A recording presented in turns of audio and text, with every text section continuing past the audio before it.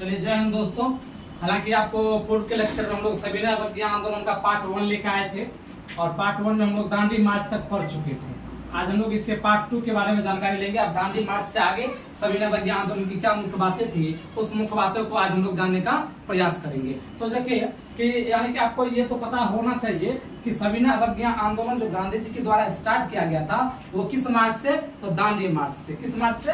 दांडी मार्च से। हालांकि ये दांडी मार्च से स्टार्ट किया गया था और दांडी मार्च से। और दांडी मार्च प्रारंभ कब हुआ था आपको पता होना चाहिए कि 12 मार्च 1930 को। और ये 5 अप्रैल हालांकि 6 अप्रैल की लिखा जाता है, लेकिन 5 अप्रैल 1930 को ही गांधी जी गुजरात के दांडी में पहुंच करके वहां के पानी का वाष्पीकरण करा करके वहां के यानी कि बालू से नमक का निर्माण कराया और नमक कानून का उल्लंघन किए थे। 6 अप्रैल 1930 तक चला था। लगभग 24 दिनों की पैदल यात्रा थी। कितने दिनों की? 24 दिनों की पैदल यात्रा थी और 241 मील की डिस्टेंस गांधी जी के द्वारा और इसके साथ 78 सहयोगी भी थे।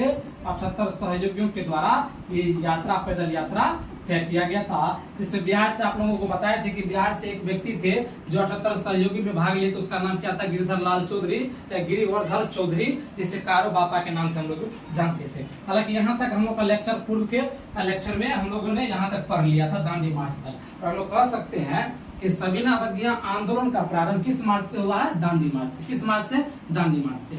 अब आपको बताते हैं कि इस मार्च का और हम लोग कह सकते हैं कि इस अभियान की तुलना सुभाष चंद्र बोस ने किस अभियान की तुलना? इसी दांडी अभियान की या सविनय अवज्ञा आंदोलन के अभियान की और गांधी जी के द्वारा जो ये दांडी मार्च और दांडी अभियान चलाया गया था, इस अभियान की तुलना सुभाष चंद्र बोस किससे कर रहे हैं? तो सुभाष चंद्र बोस जो है इस अभियान की तुलना नेपोलियन के, इसके नेपोलियन के जो एल्वा से पेरिस की यात्रा से किया है। ये बहुत जरूरी है। देखिए ये क्वेश्चन पूछा जाता है कि सुभाष चंद्र बोस गांधी के इस अभियान की तुलना नेपोलियन के एल्वा से पेरिस की यात्रा से किया है। यानी कि जिस तरह से गांधी जी ने पैदल मार्च किया और 12 मार्च 1930 से लेकर 6 अप्रैल 1930 तक जो 24 दिनों की एक यात्रा थी, उसी तरह से नेपोलियन के द्वारा भी एल्वा से लेकर पेरिस तक की यात्रा तय किया गया था। जिस कारण से सुभाष चंद्र बोस ने इस यात्रा की तुलना गांधी के इस अभियान से किए थे। तो चलिए हम लोग अब आगे बढ़ते हैं सविनय अवज्ञा आंदोलन की तरफ। हालांकि गांधी जी के नेतृत्व में जो ये आंदोलन चल रहा था, ये देश के विभिन्न कोनों तक फैल चुका था, देश के अलग अलग राज्यों तक फैल चुका था, अलग अलग देशों में फैल चुका था। अब हम लोग थोड़ा इसका विस्तार के बारे में हम लोग जानेंगे। थोड़ा सा विस्तार करते हैं इसको, थोड़ा सा स्लाइड चेंज करते हैं और थोड़ा सा हम लोग विस्तृत जानकारी इसके बारे में लेते हैं। चलिए, हालांकि आपको पता होना चाहिए कि जब ये अभियान चल रहा था तो कई आलोचनाएं का सामना भी गांधी जी को करना पड़ रहा था। और ये आलोचना अंग्रेजी संवाददाताओं के द्वारा किया जा रहा था। और एक अंग्रेजी संवाददाता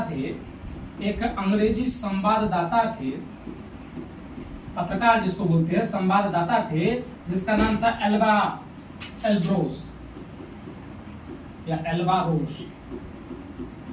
एल्ब्रोस कहिए।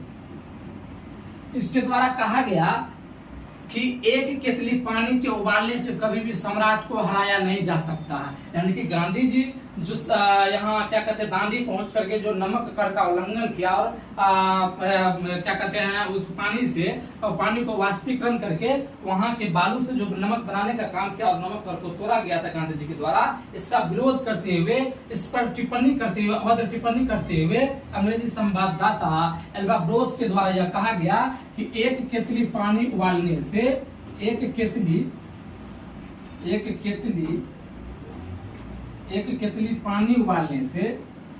केतली पानी उबालने से सम्राट को हराया नहीं जा सकता है। ये स्टेटमेंट किसके द्वारा दिया गया था? अंग्रेजी संवाददाता के द्वारा। और किसके अगेंस्ट दिया गया था? गांधी जी के इस अभियान के अगेंस्ट दिया गया था। यानी कि दांडी मार्च के अभियान जो चल रहा था गांधी जी के द्वारा, उसी अभियान के विरोध में यह स्टेटमेंट दिया गया था कि एक केतली पानी उबालने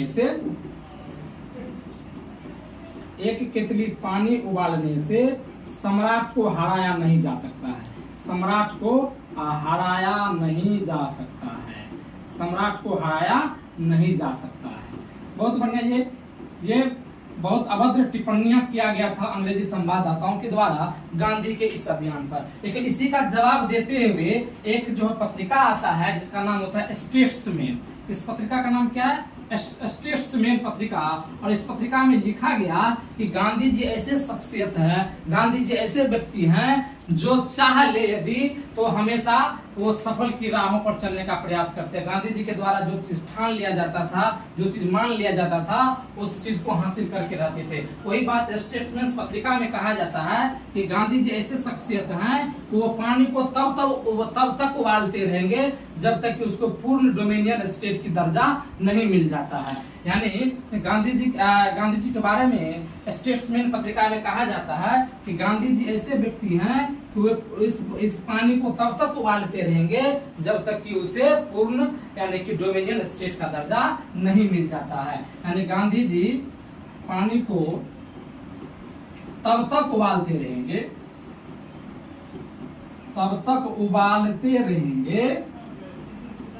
ये स्टेटमेंट पूछा जाता है। हाँ, यूपीएससी की खूबसूरती है कि अब स्टेटमेंट वाइज क्वेश्चन पूछे जाने लगे हैं, इसीलिए डेप्थ नॉलेज की आवश्यकता है, डेप्थ गहराई में पढ़ने की आवश्यकता हो गया है।